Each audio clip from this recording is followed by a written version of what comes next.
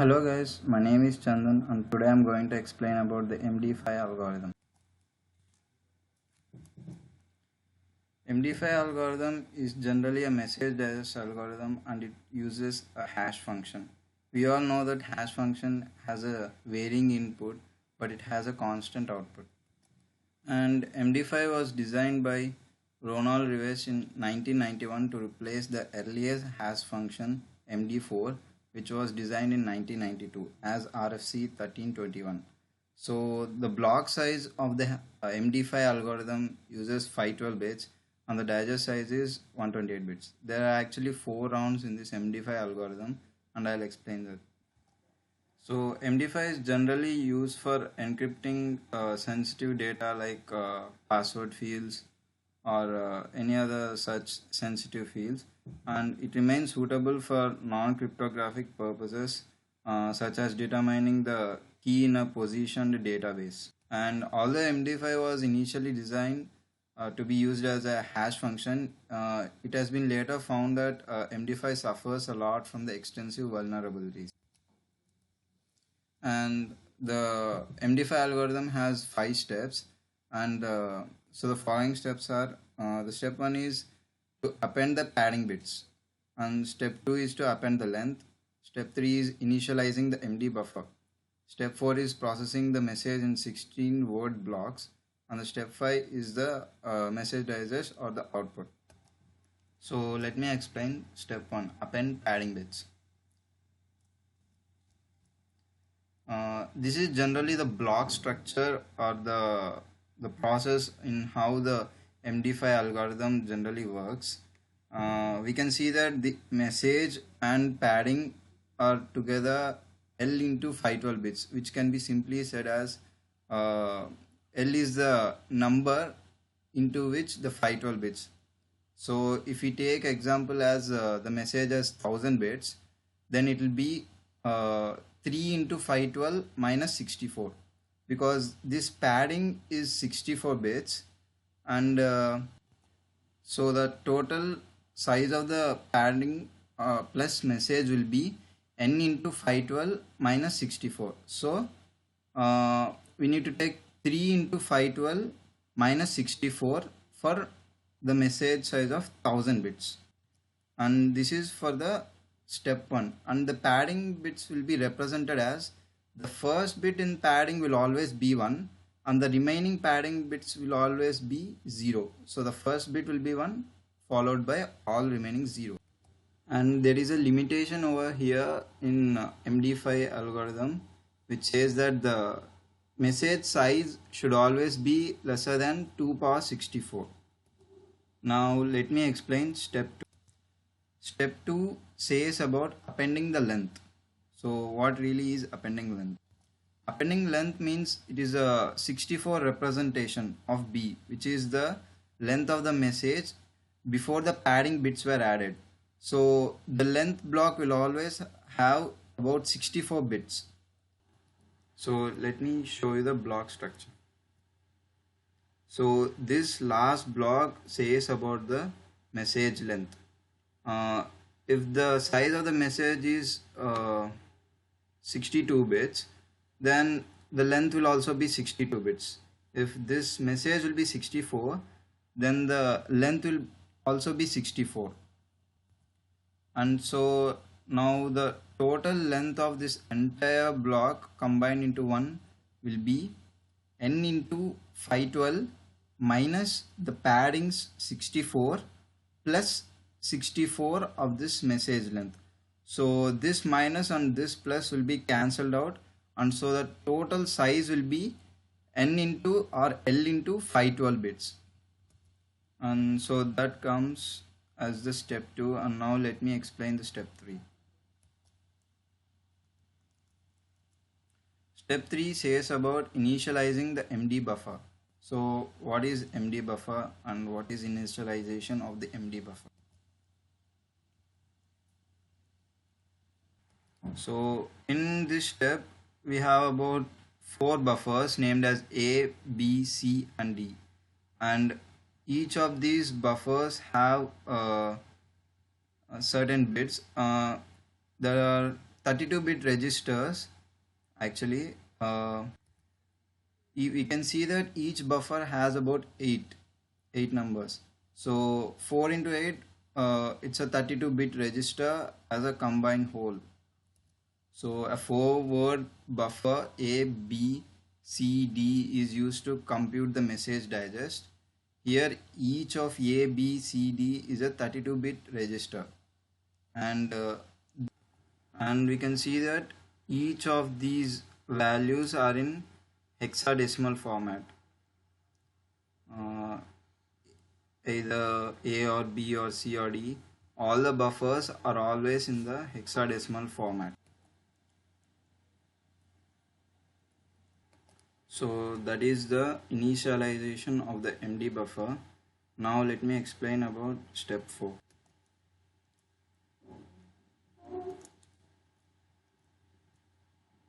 Step 4 is processing the message in 16 word blocks.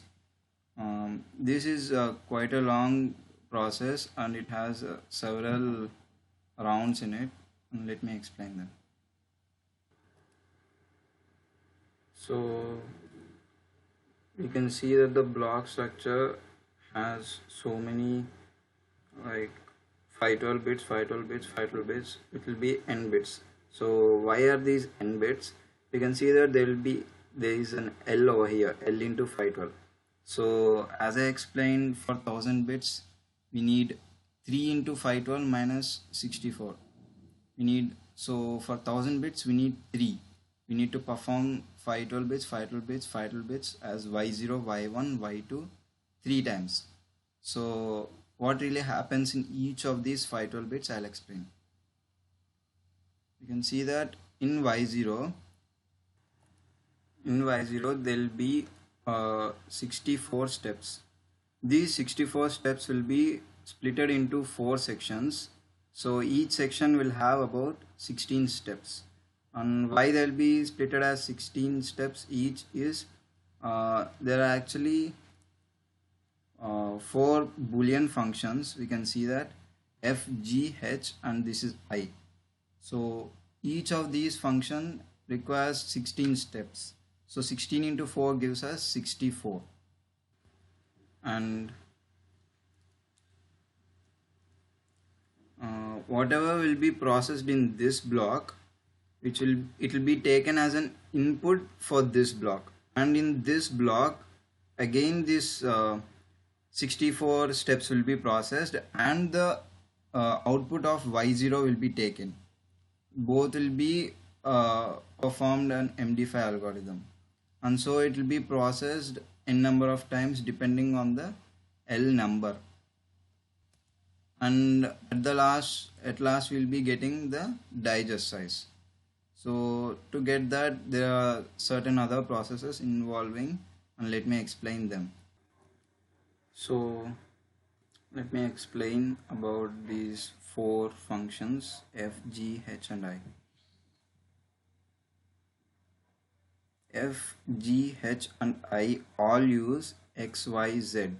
So these X, Y, Z are nothing but bits, and each function will have its own expression, and we can see them here. So the functions G, H, and I are similar to the function F because all the functions F, G, H, and I use the same variables X, Y, Z. So in that way they are bitwise parallel, and they produce their outputs from the bits X, Y, and Z. But if the X, Y, and Z are independent, then they will be independent for only F. Then G will have a different set of X, Y, Z, H will have a different set of X, Y, Z, and I will have a different set of X, Y, Z. This usually doesn't happen, but if it happens, then all F, G, H, and I will be independent, and they will be unbiased.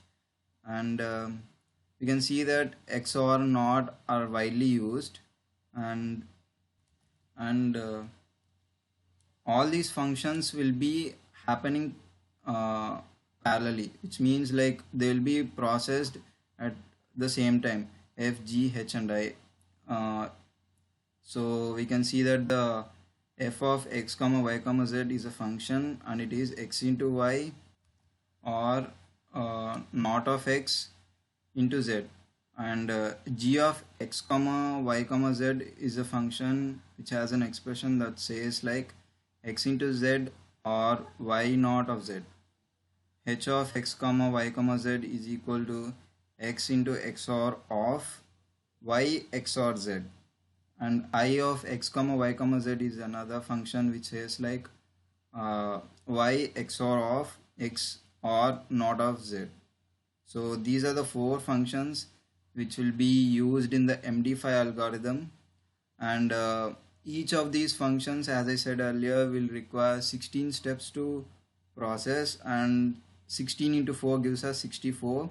So these 64 steps will be entirely taken, and the output will be like let me show you the block structure again.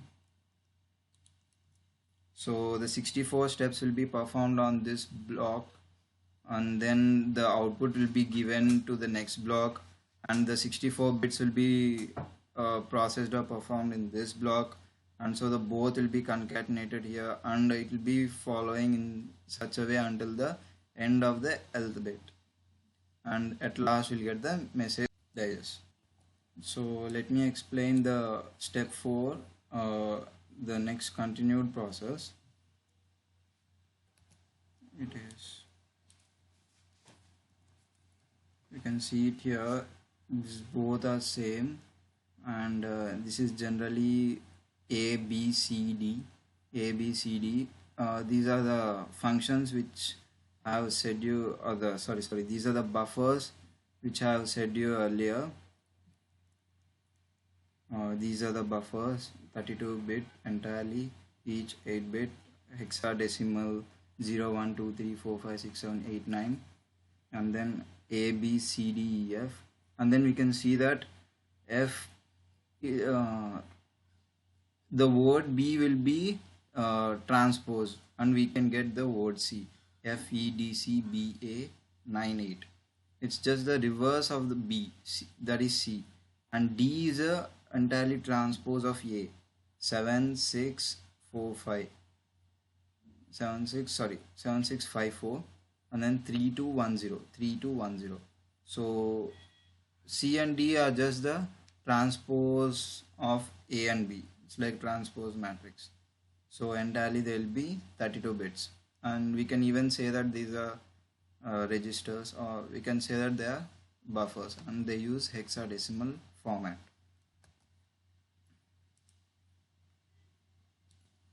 So this is another block structure which will be used for processing these buffers. So we can see that there is a b c d, a b c d. So let's start with b. This b buffer's output will be given as an input to c, and this c buffer's output will be given as an input to d, and this d buffer's output will be given as an input to a, but this a buffers will not be given as an input to b. I mean, this a buffers output will not be given as an input to b, because there are certain steps here, and this f represents nothing but this boolean functions, as I've said earlier, f, g, h and I. So it's not just for f. These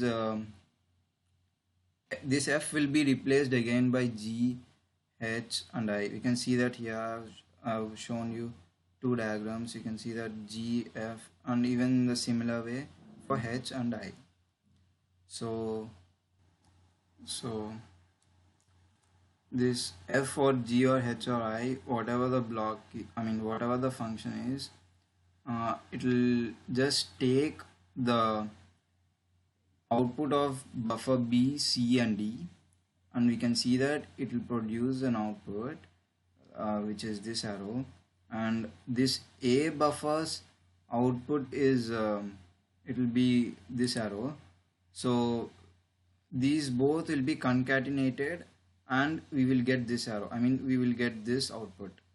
So again, this output, now it will be uh, it will be taken with message I, and remember that this m of I, it will be only 32 bits.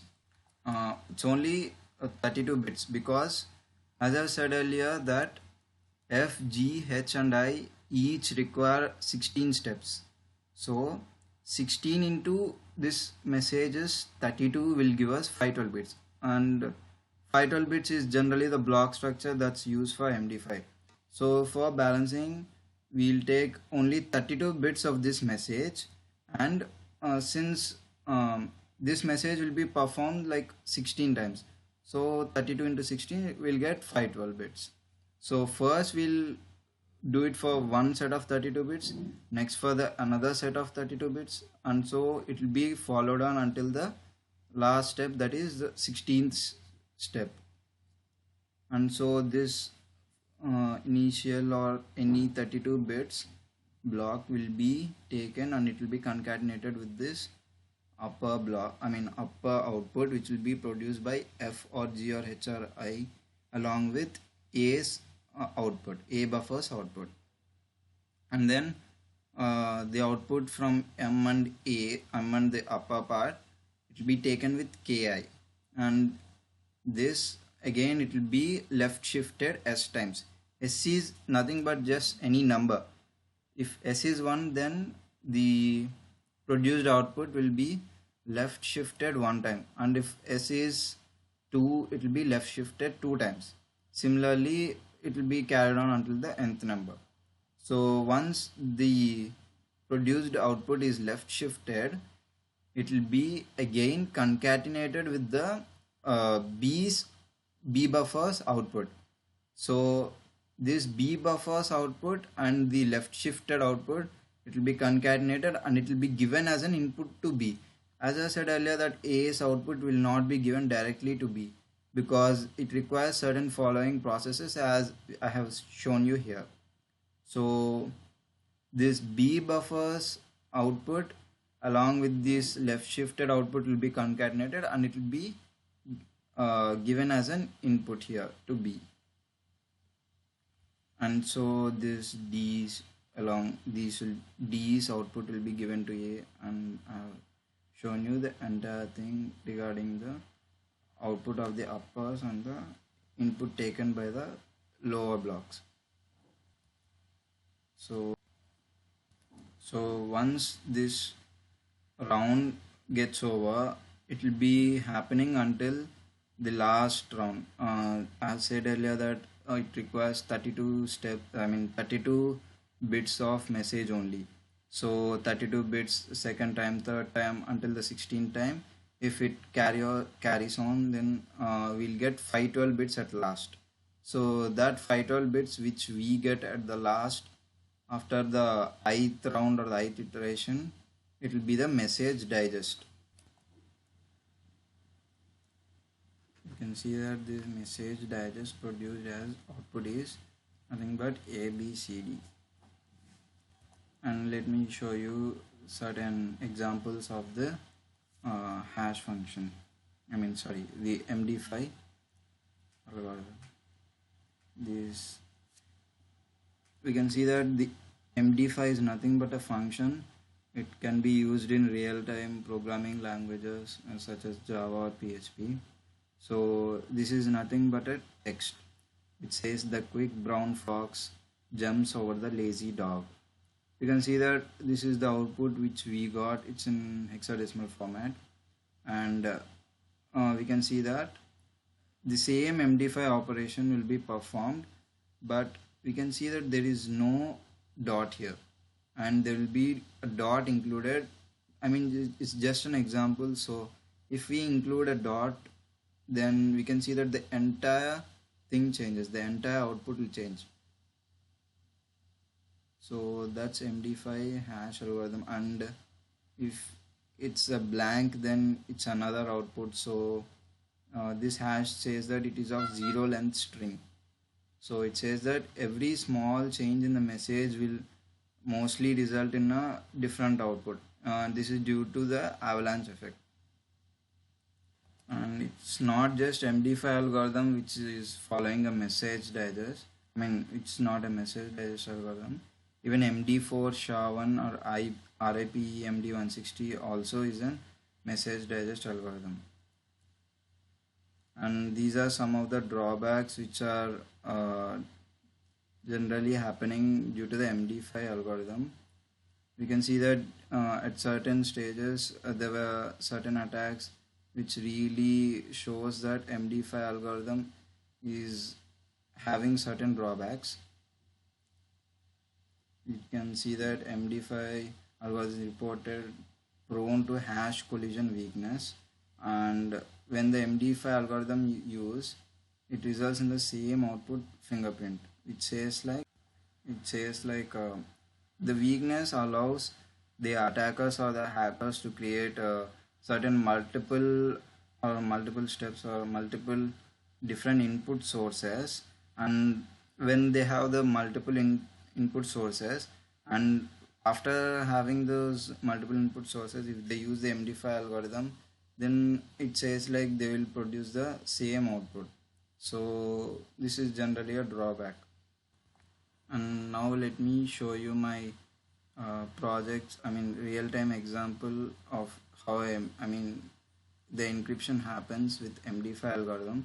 I'll just show you my projects database and the code which has been used. Let me just show you. And so we can see that the password is 1234, and using MD5 it has been encrypted in this way. Let me show you my code. So this is my form. It is just a basic PHP form.